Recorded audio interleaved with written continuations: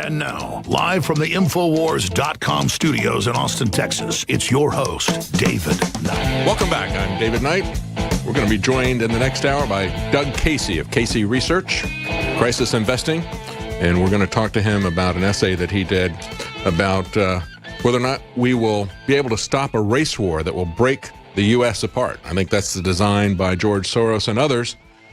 But before we do, we were just talking to Jason Goodman, and he touched on the idea of the AI intelligence and the artificial intelligence, the threat that it presents to us, but also the idea of killer robots, autonomous killing machines, or even if they're not completely autonomous, the fact that they could be directed and the kinds of weapons that are being created. You have to understand that when we talk about weapons of mass destruction, people typically talk about NBC, nuclear, biological, and chemical.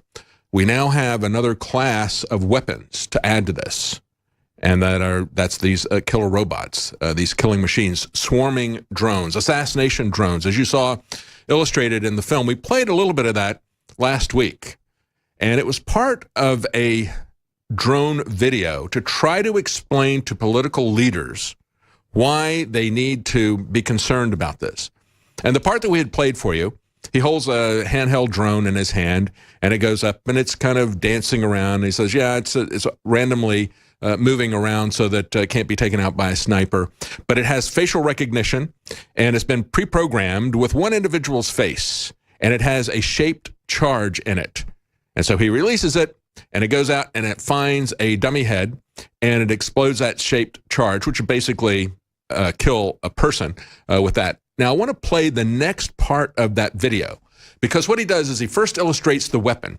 And understand, this weapon is something that, well, we don't know if it exists or not, but it doesn't require any technology that does not already readily exist. So it's not much of a stretch to say that that currently exists. But he wants to show them what the true implications of this are. I want to play that next part of the video where you see mass assassinations on the floor of the U.S. Senate. Here's that video. The nation is still recovering from yesterday's incident, which officials are describing as some kind of automated attack, which killed 11 U.S. senators at the Capitol building. They flew in from everywhere but attacked just one side of the aisle. It was chaos. People were screaming. You can see high windows, very small, precisely punctured to gain entry to the building. What did you do for the victim? I just did what I could for him. Things weren't even interested in me. They're just buzzing. Government sources admit the intelligence community has no idea who perpetrated the attack, nor whether it was a state, group, or even a single individual. So if we can't defend ourselves, then we strike back. We are investing very heavily in classified defense projects. We make it our deterrent like our nuclear deterrent. We stockpile in the millions, the billions. At key facilities, the White House, the New York Stock Exchange, Wall Street. Okay, so what they did there was they laid out, first they showed the weapon in that little video, and it's a very, very chilling video. You have to understand what is the capability of this, where this is eventually heading. You can create a drone that is able to assassinate someone, and as they illustrate in their video, these drones operate in a swarm. They're communicating with each other. That already happens. That technology exists. How is it going to be used? How is it going to be controlled? Will it turn into an arms race where we say, well, they have this capability, we need to take it to the next level? That's the thing that should concern everybody, but it should concern the people who have the power right now to stop it. It should concern them the most. And I think that's the brilliance of that demonstration video, to show all those short news clips to say, hey, how would this play out? You could have somebody, a rogue group, could go down and pick a hit list of 11 senators on the floor. They showed these robots being released out of the back of an SUV. They go up to a wall. They hit that wall. The shaped charge robots sacrificially use themselves to do a hole in the wall. Then the rest of the assassination robots go in and take out particularly picked politicians. They need to get control of this. This is something that is very concerning. This is technology that is out of control. Stay with us. We'll be right back. I'm David Knight. Welcome back. I'm David Knight. In the next segment, we're going to be talking to Doug Casey, Casey Research, Crisis Investing, and we're going to talk to him about an article that he wrote saying why race will break the U.S. apart. He believes that it will. And I think it's kind of interesting. We had booked this interview last week, but I think it's kind of interesting that today we saw Charles Manson die, the man who tried to start a race war. He wasn't very sophisticated, though.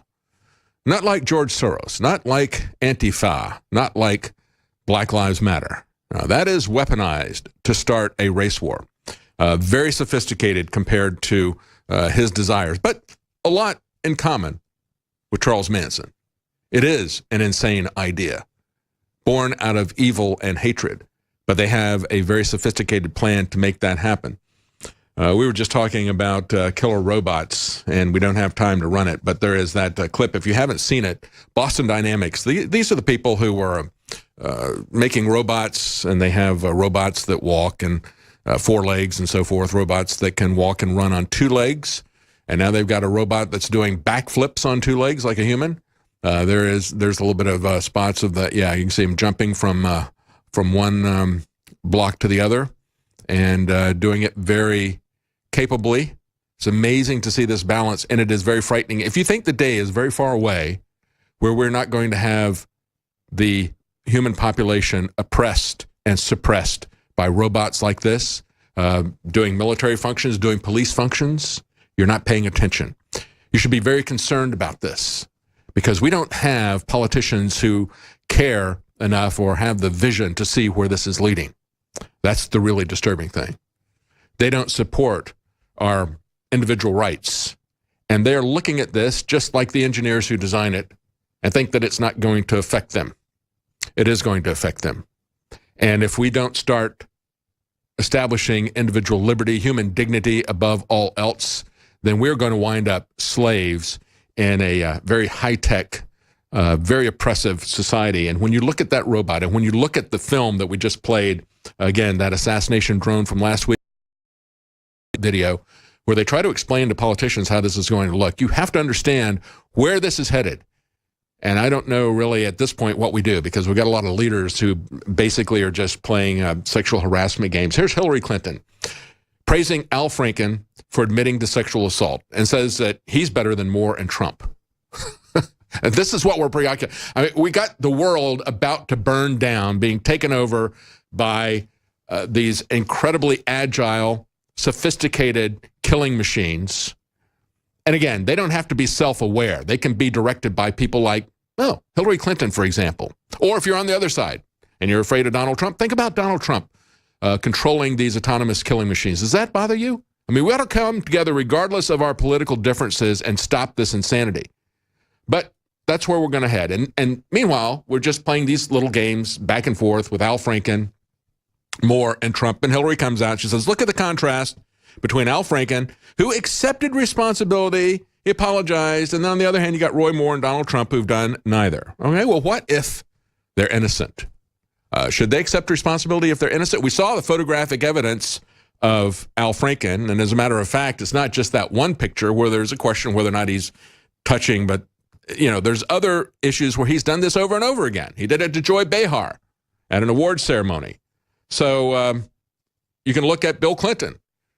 All the times that he was accused of violent sexual assault and rape. Hillary Clinton covering for him and then attacking the women, calling them bimbos and doing everything she could to destroy their character. Even laughing about getting a child rapist off. That's the Hillary Clinton. So maybe, I think Al Franken probably is better than Bill and Hillary Clinton, but that's putting the bar pretty low. Meanwhile, you've got a Franken spokesman saying that Al Franken will not resign. He's going to take the Thanksgiving holiday, and he's going to do a lot of reflecting. It's kind of like when you see Harvey Weinstein take a vacation at a sex rehabilitation clinic. Now Al Franken is going to do, I guess, sex rehab and reflect over the Thanksgiving holiday. I mean, is he going to be looking at himself in a mirror? Is he going to be taking some more selfies like that one that he did with Leanne Tweeden? I mean, what does that mean to say that he's going to reflect? Okay, no, he's going to deflect is what he's going to do. He's going to deflect any criticism away from himself. And I find it very interesting that all these people like Mitch McConnell and Mitt Romney, Mitt Romney, remember about Judge Roy Moore? Well, you just don't get innocent until proven guilty in politics. No. You should step down and resign. Same thing with Mitch McConnell. Even Chuck Todd said this looks orchestrated. Have they said anything about Al Franken? No, nothing at all from Mitt Romney, nothing from the GOP establishment. We had a clip, let's get video clip number 2. Had a clip from Senator Flake. Whether or not this was designed to be an open mic, whether or not this was a mistake from him, or whether or not this was an intentional thing because Donald Trump called it into question. He says, you got Senator Jeff Flake, and they put in parentheses Y, as in flaky, who is unelectable in the great state of Arizona. He quit the race. He's got anemic polls. Was caught, and they put in parentheses, purposely on mic saying bad things about your favorite president. He'll be a no on tax cuts because his political career anyway is toast. And here's what President Trump was reacting to. Reforms to brass tacks on the future of the Republican Party.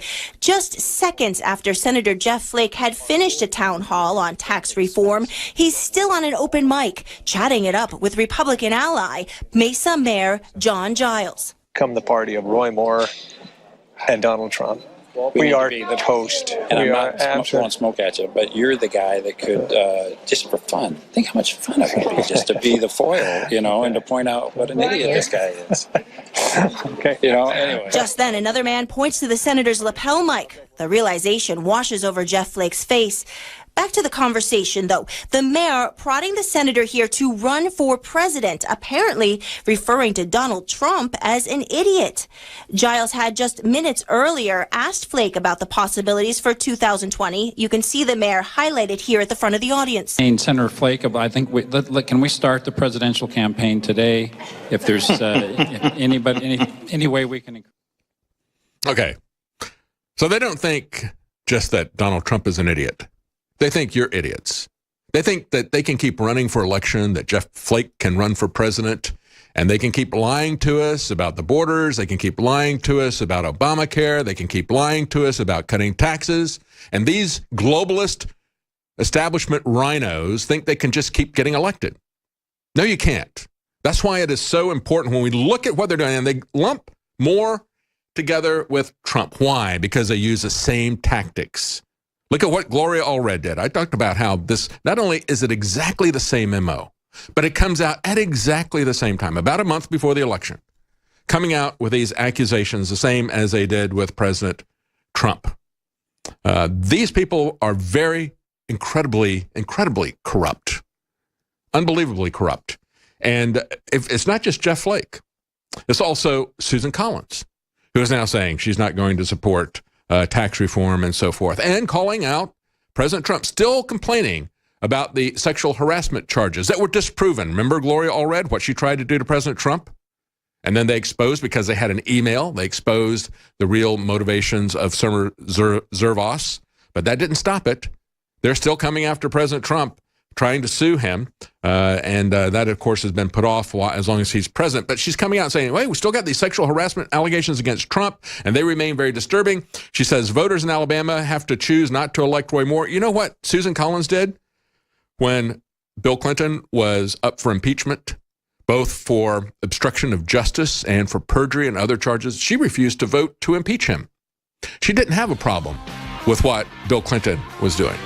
She has a problem with tax cuts. She has a problem with these other issues. That's why she manufactures these charges against Trump, against Moore. That's why she's lumping and Jeff Flake are lumping them all together. No, it will be over for them, and it should be over for them, and you should understand where these people are coming from. Stay with us. We'll be right back. We're going to talk to Doug Casey. Welcome back. I'm David Knight, and we're going to be talking to Doug Casey of CaseyResearch.com. You can also find him on Twitter at Casey Research. Before we do, real quickly, I want to let you know about the products that we have on sale at InfoWarsStore.com. That's what funds this operation. It's what funds everything that we do here. It's what keeps us free and independent, and at no time has this ever been more important than when we look at the massive censorship that is being enacted everywhere. The cooperation, if you want to. I call it crony censorship. The crony censorship that is going on in the public-private partnership to shut down free speech and competition and information. That is going on right now with political circles. It's also going on with Twitter and Google. We've talked about that earlier in the program. If you want to keep independent journalism alive, One way to do it is to support us and to support your health and the health of your family with the products that we sell at InfoWarsStore.com. And we've taken some of our most popular products and put them on a 50% discount along with free shipping. Here are some of those products. Z-Shield, to help you fight toxic metal and chemical pollution. It's a defense support system. That is now 50% off plus free shipping. Caveman's True Paleo Formula. Again, that's 50% off with free shipping. Vitamin Mineral Fusion Drink Mix, a great way to get your vitamins and minerals without taking a lot of pills. That's 50% off with free shipping. Secret 12, our vitamin B12 formula that you can take orally instead of getting a B12 injection. You can get the same result just putting this under your tongue, leaving it for about 15 seconds. Tastes great, very easy to take. Secret 12, our vitamin B12, 50% off with free shipping. And we also have Brain Force Plus, now back in stock, 50% off plus free shipping.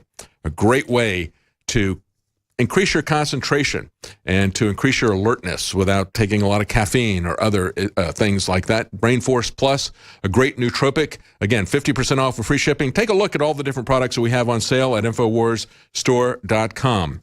All right, let's go to Doug Casey, and of course, he's CaseyResearch.com, Twitter @CaseyResearch. Doug is a best-selling author, a world-renowned speculator, libertarian philosopher. He has a newsletter, at least you did have Crisis Investing. I remember I used to get that newsletter a while back. Do you still have that, Doug? Crisis Investing? Well, we have a bunch more newsletters. I sold most of Casey Research to Stansberry Publishing. And okay. We have half a dozen newsletters now. Well, I remember when you had Crisis Investing, you would show the Chinese character for crisis, and it was a combination of danger and opportunity. I wanted to get you on because I saw this article that you had up on Zero Hedge on why race will break the U.S. apart. And that brings up a couple of different issues. I mean, in it, you're pointing out that really the United States has gotten too large to govern from one central place. And a big part of that is the cultural divide. I'll let you break this down a little bit. I mean, is it a good or a bad thing for the U.S. to have to break apart? What do you think about that? Well, those are several questions, David. They're all good ones. It started out that the United States was a single cultural entity. There were differences, of course, between the people in Massachusetts and those in Virginia, let's say. But it was the same general culture. Today, it's become overtly multicultural, and you can't have a country with many different cultures. At that point, it becomes an empire. And I'm afraid that the U.S. has actually become an empire in many ways. I'm not just talking about the ridiculous overseas adventures that we're engaging in, where we have combat troops in over 100 countries around the world. It's a culture is something where people share the same values, perhaps share the same religion, they read the same books, they have the same habits. And this is no longer true in the United States. Multiculturalism, we have people from Somalia, totally alien place. They're bringing in people from Pakistan and so forth. Now, people hear me say this and they say, well, are you a racist? And of course, this brings up another question, which is a real hot button in today's world. Well, you know, when we look at this and we look at this multiculturalism, we understand that this is something that's being done deliberately, obviously. I mean, do these people who are opening up the borders and giving us multiculturalism, first they started it, preaching it as a virtue rather than something that maybe was going to tear the United States apart. They preached it as a virtue, and now they're implementing it very hard. Do you think that they just don't get it, or is this a deliberate effort to take down the United States? Well, the problem is that there are a lot of people out there that actually hate Western civilization and its values. And I find that very disturbing because of all the civilizations and cultures that have existed in world history, as far as I'm concerned, Western civilization, which started in Greece in the 6th century BC, is the only one that's worth more than the powder it takes to blow it to hell. What is Western civilization and what are its values? Incidentally, it's not taught in colleges and universities anymore. That's right. Every civilization except the one that we have is taught and held up as virtuous. If they even mention Western civilization, it's only to mention its faults. And of course, you can find fault with any civilization. But they only teach the faults of Western civilization, the faults of American cultural foundations and legal and religious foundations, while offering everything else as an alternative and presenting it as nothing but virtuous, right? Well, you're quite correct. And let me actually go further. I've lived in 10 countries around the world on all the continents. I've traveled to 155 countries, most of them many times. In fact, I'm in San Francisco right now, but I flew up here from Argentina. So I'm fairly familiar with most of the world's cultures, and my hobby is actually, one of my hobbies is actually ancient history. Doesn't sound very relevant in today's world, I know. But we're going to relive it if we don't understand it, right? Yes, but I'll tell you why I think that Western civilization is the only civilization that actually has real value in today's world. Why do I say that? It's the only civilization that actually values individualism. Yes. I do. So that's important. If you like individualism, you have to like Western civilization. It's the only civilization that is founded on reason, thinking things out in a scientific manner, as opposed to superstition, basically, which all the others are. It's the only civilization that really values nonviolence as a value. It's the only civilization which has brought us the world's literature, great literature, art, music. These are all products of Western civilization. All the things around us that we have, the buildings, the technology, the science, these things all rose out of Western civilization. We got to take a break, Doug, and we're talking to Doug Casey. And I would add that Western civilization is the only one that stopped slavery. All the rest of them have all had it. And in many cases, it is still going on everywhere else. But it was Western civilization that stopped slavery. But that is what they want to focus on, to take down Western civilization, along with other things. So we're going to be right back. We're going to talk to Doug Casey. Does it have to be violent if the U.S. breaks apart? Stay with us. We'll be right back. Welcome back. I'm David Knight, and we're talking to Doug Casey. And again, you can find him at caseyresearch.com, also Twitter at caseyresearch. And I do want to talk to Doug about a couple of books that he has that I think look very interesting. One is called Speculator.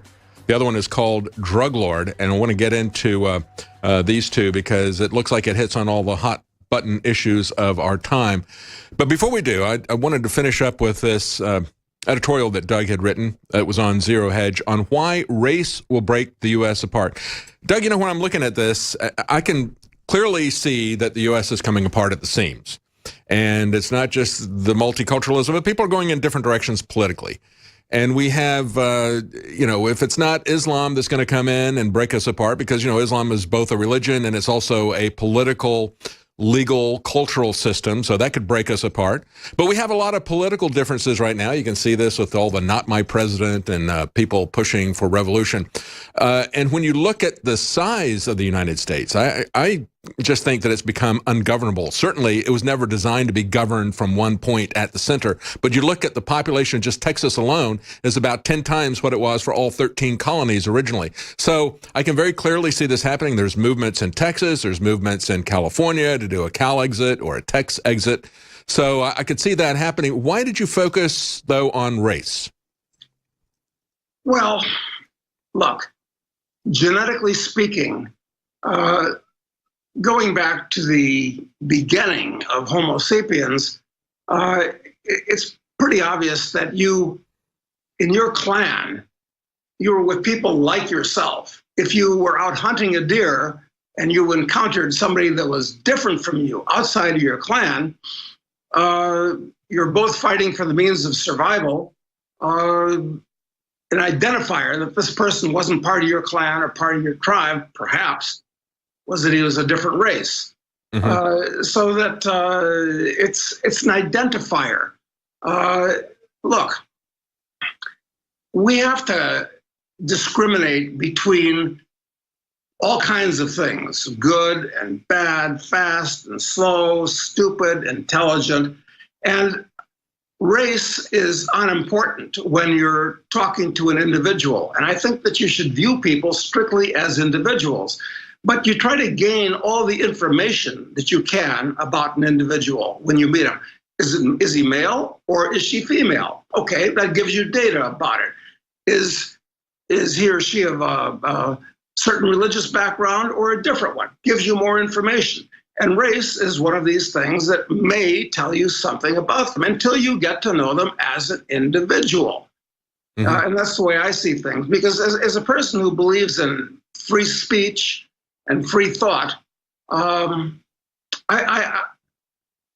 I want people to do and say whatever they can that tells me more about them. And race is just one of those identifiers until you get to know them as an individual. I want to emphasize that again. Sure, I understand. Yeah, when we look at it and we look at the history of secession, and in this country we think about it and we associate it with a violent civil war. But it hasn't always been that way. It doesn't necessarily be that way. And even when you look at Scandinavian countries, they have all been together in one, or at times they've broken up into 2 or 3 or 4 like they are now. I'm talking about Norway, Sweden, Denmark, so forth. They can break up, or you can have something like the Czech Republic and Slovakia. It used to be Czechoslovakia. They broke up without having a war. But I think if the U.S. breaks up, whether it's along fault lines of race, which is what George Soros and others seem to be pushing here, whether it's along those lines or whether it's along political lines, I would expect, would you, that it's going to be violent if that happens in the United States? Well, it certainly seems to be heading in that direction because if you can't sort things out via talking with each other, and these days it seems like the people from the blue counties and the people from the red counties have a visceral hatred for each other and what ideas they may have. It's much worse than it was in the late 60s and the early 70s when there were hundreds of bombs that went off around the U.S. And so forth. It's much more serious than it was back then. So if you can't talk these things out in a rational environment, can't have speakers in auditoriums, it gets ramped up. I think that in the years to come, when you turn on the mass media, you might as well just turn off the audio and turn on the Rolling Stones Street Fighting Man and play it on a continuous loop as you're watching the video. I think it can get quite ugly. It's a pity, but that's just the way the cookie's going to crumble. Incidentally, the southern states, the actual impetus for the so-called Civil War, it wasn't a civil war. A civil war is technically one where 2 parties are trying to take over control of the same government. It was a war of secession. Exactly. Very different thing. But the actual impetus for it was economic. Slavery was just a subtext. It was because the southern states were being taxed very heavily for imports of goods from Britain, industrial goods that the North wanted to sell to them. That's what really set the thing off. But they had a perfect legal right to secede in the same way that the original colonies had a right to secede from Britain. And this is happening all over the world, incidentally. And they talked about it in those terms. The people in the South talked about it as a second war of independence, a war of secessions. And as you're pointing out, the slavery component of it, you always look and follow the money. The slavery component was one part of it, but as you point out, it was trade. It was whether or not they were going to have what they called at the time internal improvements, which is what we have in terms of our government investing in infrastructure in other parts of the country, all those different things. But, it's also, I've mentioned this several times, Doug, it's like at the same time, we saw a war that was happening in Italy, which really was a civil war. They were fighting for control of the whole thing there. But there were forces that were moving to consolidate regional governments that were under kind of an agrarian orientation, to consolidate them into nation states that were really based around the Industrial Revolution. And we saw that happening throughout Europe at the very same time that it was happening here. So there were forces that were happening at that time. And now I see these forces that are going in the other direction, like we see Catalonia or Brexit or whatever. A lot of these nation states are wanting to get out of the consolidation into a European Union. And a lot of areas within those nation states want to declare their independence, as we see in northern Italy or in Catalonia or elsewhere. Well, you're absolutely right. And it's going to happen not just in Europe, but all over the world, particularly in Africa and the Middle East and Central Asia.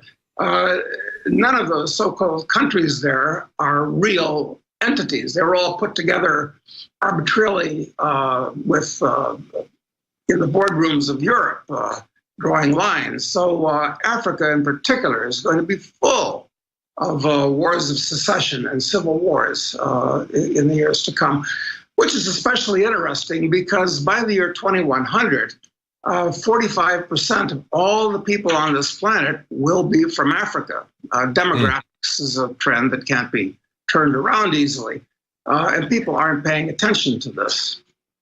You know, when we look at possible powder kegs, about a week ago, I was talking to Matt Bracken, and he thought that what's happening right now in the Middle East, especially with Saudi Arabia, looks a bit like Europe just before World War I, and the fact that we have these coups going on in Saudi Arabia that they want to move against Iran and Lebanon. Do you see that as a potential massive powder keg that's going to cause an incredible economic disruption as the price of oil would spike if they have a war against all the major producers of oil? I don't see why Saudi Arabia didn't blow up decades ago, quite frankly. Yeah. It's a primitive, house of cards. It's a primitive medieval community with the Shiites in the northeast that have all the oil on their ground, and the this particularly virulent type of Islam that controls the country. This is an accident waiting to happen. I don't really care about that because the U.S. itself imports very little oil from Saudi Arabia these days. It's mainly the Japanese, the Chinese that get most of Saudi Arabia's oil. But you can be sure. Okay, hang on, Doug. We got to take a break, and we're going to come right back. We're going to talk to Doug about his books, Speculator and Drug Lord, because that takes place, a fictional account. But it gives you an idea of where we might be headed. We'll be right back. Welcome back. I'm David Knight. We're talking to Doug Casey, CaseyResearch.com. We're going to tell you about his books and where you can get his books as well. But as we were going to break, I had asked Doug about what is going on in the Middle East. And of course, he's absolutely right that the House of Saud is a house of cards. It's a medieval structure. It should have broken apart a long time ago. It may be breaking apart now, or there may be a war that involves most of the oil-producing countries of the Middle East. As we were going to break, Doug, you said you thought it wouldn't be an issue here because we're self-sufficient here, but wouldn't it affect the price of oil because there'd be more demand worldwide when other people who are dependent on the Middle East would lose their source? Oh, absolutely. It could take the price of oil to a couple $100 a barrel. And you'll recall that back in 2011, oil got up to 130 roughly a barrel. So a couple hundred a barrel if Saudi Arabia was cut off. And of course, if that happened, the Iranians and the Iraqis wouldn't be in a position to export oil through the Gulf either. So sure, that's correct.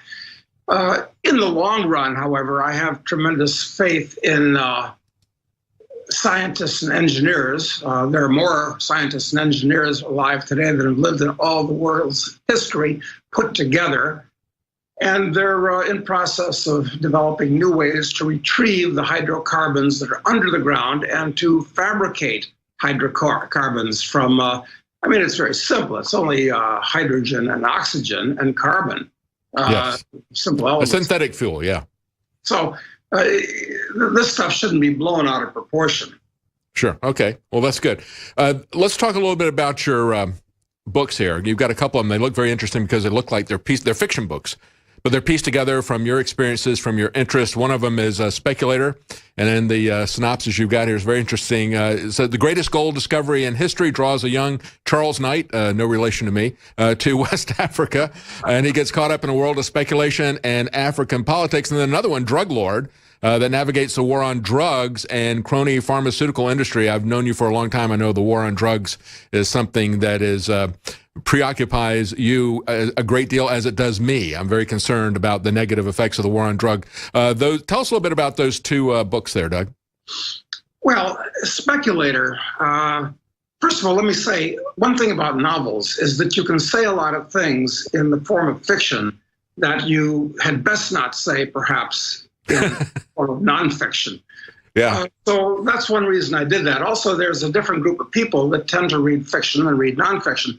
But these books are full of data and information. The first book, Speculator, our hero, who's 23, gets involved in a gold mining stock, decides to check it out, and goes to the mythical country of Gondwana, where he gets involved in an African bush war with boy soldiers and all this type of thing, and makes a lot of friends in Africa. I spent a lot of time in Africa. I spent a lot of time all over the world, quite frankly, less and less in the U.S.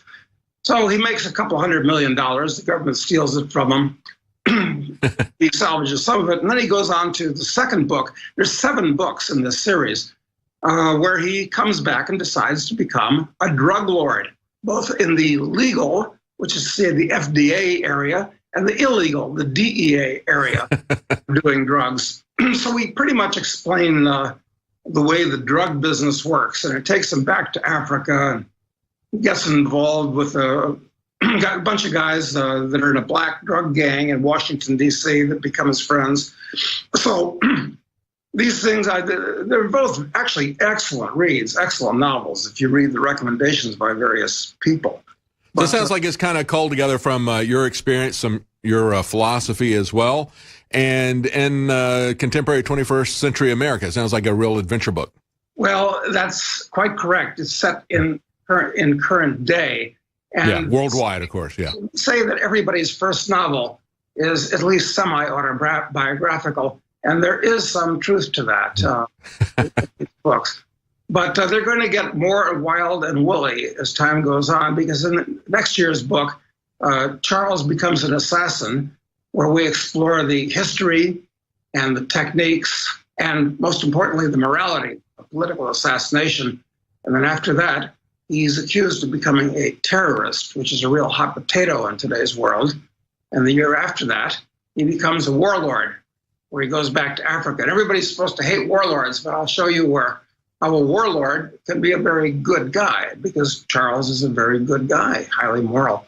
So this is a great. Kind of reminds me of Ayn Rand, except probably you don't have the long monologues that she would have that would go on forever and ever. But it's fixed in the contemporary milieu, the types of things that we're confronted with all the time. As you point out, the 2 different aspects of drug lords, the pharmaceutical companies that operate in Washington with their permission and assistance, and the ones who operate outside the legal drug monopoly as well.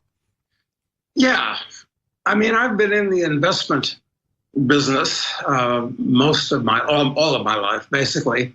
And at this point, I'd rather become well known as a novelist. But David, you and I dislike the same people, and that's pretty evident in these novels. Mm-hmm.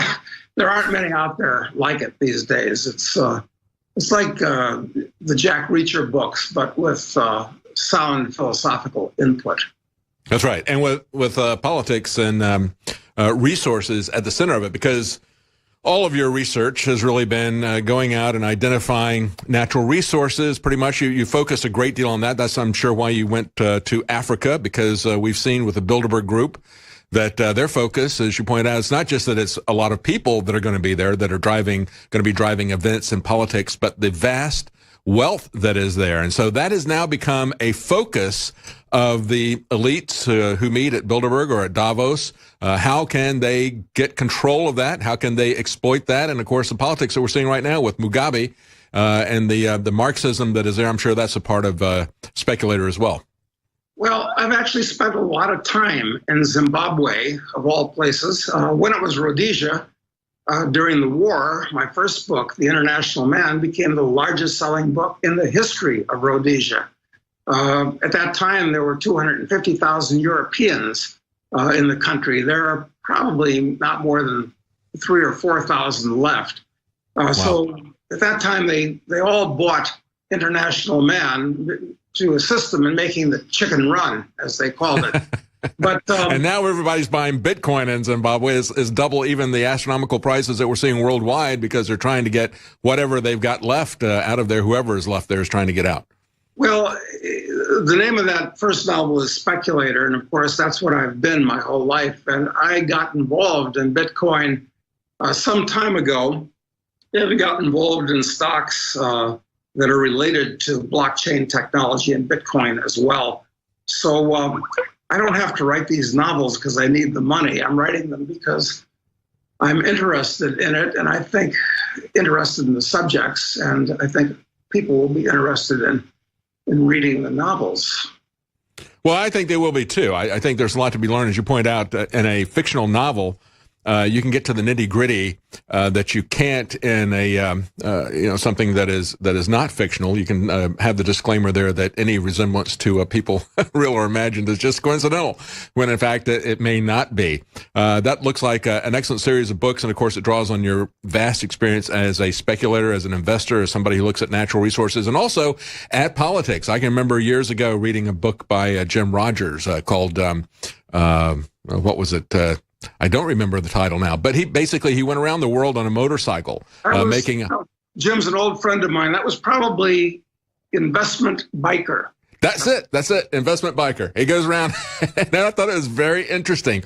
And so I think in these books, people are going to see, of course, this was nonfiction, but in these fictional books, I think what they're going to have the advantage of in a full fictional story is your observations of what you've traveled around your entire life. It sounds like that's what that is.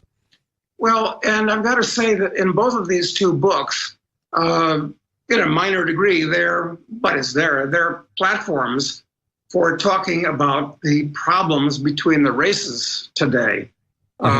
Because our hero, Charles Knight, most of his friends in both of these two books turn out to be black guys, both in Africa and in Washington, D.C. So people might find that of interest, because people say that just because I suspect we're going to have a lot more racial problems in this country, it doesn't mean that people of different races or religions or cultures can't get along. In the same, they can. The problem is, of course, government trying to force. That's always the problem. Government interfering in these individual relationships. Thank you so much for joining us, Doug. And again, you can find those books, Speculator and Drug Lord. You can find them on Amazon or at highgroundbooks.com. That's highgroundbooks.com. Thank you so much for joining us, Doug Casey. And that concludes our program today. I'm David Knight. Thank you for joining us.